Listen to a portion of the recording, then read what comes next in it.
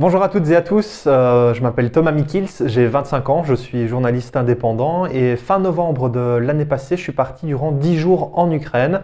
J'ai pu faire plusieurs photos, des reportages vidéo durant ces jours là-bas. Je suis parti là-bas avec une ASBL qui s'appelait Convoi de la Solidarité Belgique. On a été un petit peu partout en Ukraine et j'ai pu récolter plein de souvenirs en photo que j'expose ici à la Maison de la Presse jusque fin janvier. Je vous propose de faire un petit tour des photos qui m'ont marqué durant ce voyage. On est ici devant une première photo qui est pour moi un peu la photo qui représente l'ensemble de cette exposition.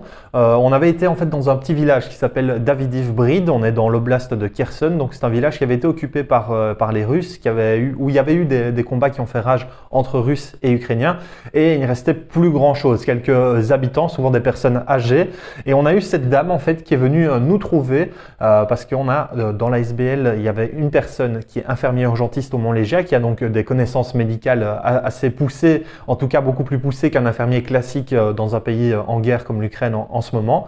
Et donc on est venu lui demander de l'aide parce que le mari de cette dame souffre d'un cancer des intestins. Elle était en pleurs, elle est venue nous demander plusieurs fois de l'aide. Et donc Franck a été l'aider. Et là on voit en fait, c'est quand on arrive juste devant la maison, on voit le regard un peu dépité de la dame.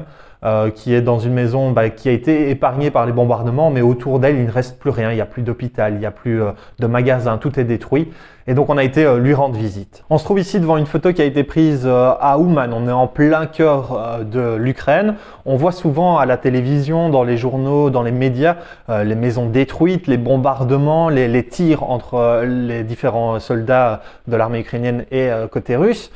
Mais on ne voit pas non plus souvent des côtés positifs. Et ici, j'ai pu capturer ce moment. On se trouve donc au sous-sol d'une tapisserie.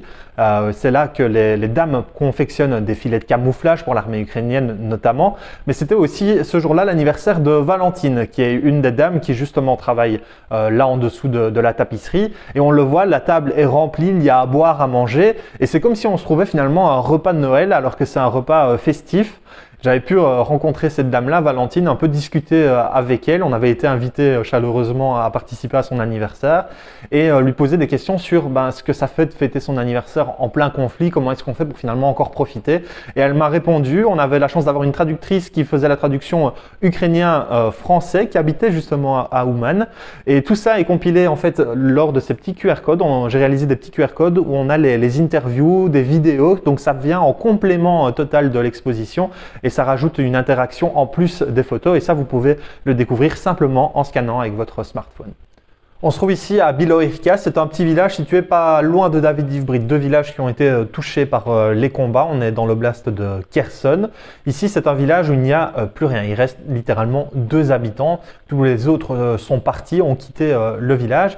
2 habitants, mais aussi des animaux. On les oublie un petit peu parfois pendant la guerre, mais ils sont encore bien là. Et là, c'était la seule vache survivante. On est arrivé dans un champ de bataille où il y avait plusieurs vaches en état de décomposition. C'était la seule en fait qui a survécu au combat parce que Bilohirka c'est un petit village qui est situé en hauteur, donc les combats ont fait rage pendant longtemps pour que les Ukrainiens puissent récupérer ce que les Russes leur avaient pris.